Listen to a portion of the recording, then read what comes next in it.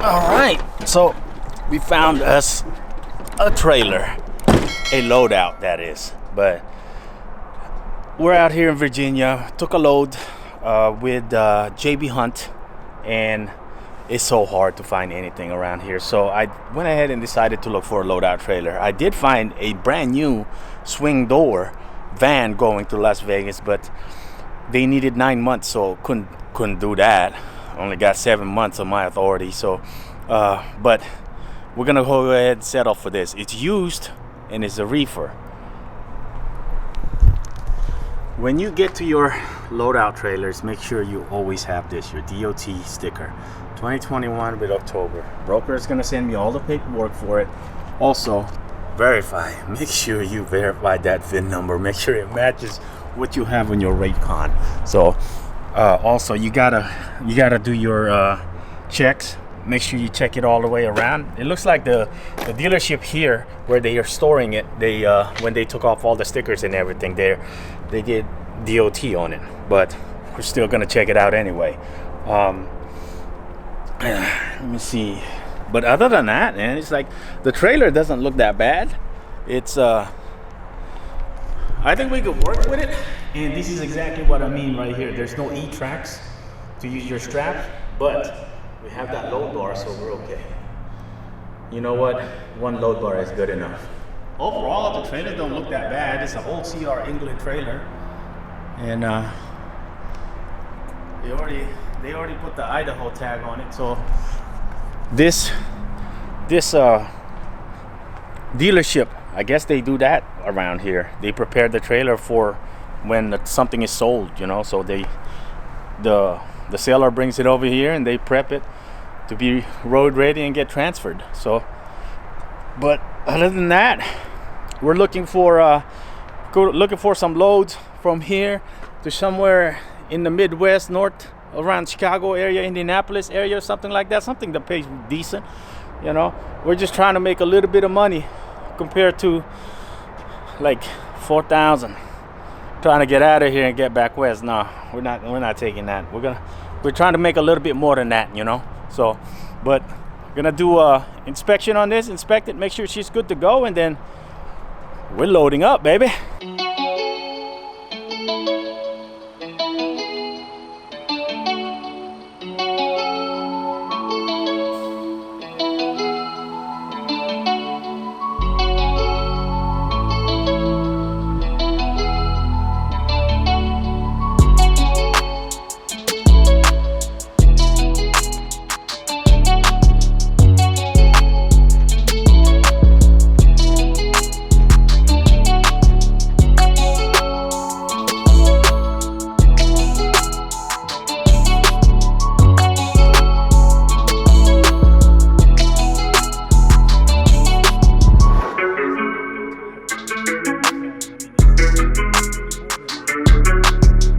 Let's try to get us some loads.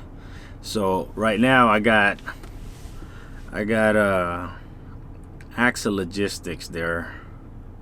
There's a load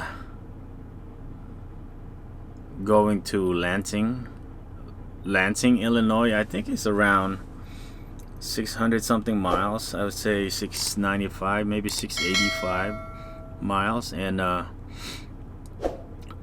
it's an average of, the area is an average of 1,700, and they're trying to get it out for, they had it posted for 15. I said 18. They said 16, and I have not replied back to that. They want it, they have an, I guess it's an appointment at 9:30, so that's why I was like, okay, 18, and I told them I'm 30 minutes out. So I can't believe they come back to me at, 200 less when I'm 30 minutes out. And then there's also this other load, which is it should be a good load. It's going to like 7 stops, and they're looking at 4,000 flat rate, And I said, man. So I told them 4.5 to the mile, which is like $5,200, and they said 4,000 flat rate, and I come back at them for 46. We'll see what they say. Doesn't look like he likes that. He likes that, so that's okay. We don't gotta get these loads. They can let those loads sit for all I care, or find somebody else. So the 7-stop load, it's floor loaded and then somewhat driver assist, I guess. It's like semi driver assist. I told him, can we meet somewhere at 4,600, which is about $4 to the mile. At first I offered 450, and then he said I can get it approved for 42. You know, that's 360 to the mile. I was like, okay, we can probably work with that and just try to get out of this bad market, or at least make some money while trying to get out of bad market. And then I was like, okay, well, I have a reefer trailer. Will that work? He said no. I don't know what the big deal is. Is it furniture? I mean, it's mattresses. It's mattresses that weighs like 6,000 pounds. There's like 64 pieces of them. That would have been a decent load. I'm not afraid to work, so that's nothing to me. If I gotta push the doggone mattresses to the rear, gotta push them. Could have done that by Friday and then pick another load heading to the Salt Lake area. So even in tough markets, we find ways to make it happen. Actually, I don't find nothing. Lucky, man. That's it. I keep on looking on the board. As soon as something pops up that, you know, I'm liking, we're calling it in. We're booking it. But for some reason, there's so many people out in this region that are adamant about loading a reefer. I've never had this issue out there in the West. Like in Southern California, not even a little bit, you know. And it would, like most of the time on the DAT, it would say on there, if they don't want reefer, it'll say on there no reefer, you know. But over here, it's just, man, it's crazy. It's like I'm calling all of the ones with a van, and then it doesn't say no reefer, and then I tell them, hey, I got a reefer. Will that work? And man, it's just for some reason they're so adamant, but it's a good thing because we were able to book a load, and this is a good load. It's gonna be it has some stipulation to it, such as we drop off the trailer tomorrow, picks up the next day, and it heads to Salt Lake. And I mean, the amount of money I'm gonna make on it on this load, it's already way more than what I was expecting to make with like 2 different loads coming from this location heading towards Salt Lake. So I'm happy with that. I'm not going to complain at all. So let's talk about time. How long it's going to take me to unload this one load compared to how long it would have taken me the other way. So here's my plan. My plan was to go from here to somewhere in Ohio, somewhere in Pennsylvania, somewhere in Indianapolis area, you know, and make like 1,000 to 1,500, maybe to 1,800, depending on who I dealt with from here to there, and then from that area, which is Indianapolis area, around Chicago area, you know, those kind of area, that region right there. I would go from there to Salt Lake, and I would probably gross about the same amount, and it would take me the same amount of time, but that's on a good day as far as dose, because I'm looking at average on that board from here to Ohio is about 1,500 on average, and then from Ohio to Salt Lake, it's about 4,500 average. So that's 6,000.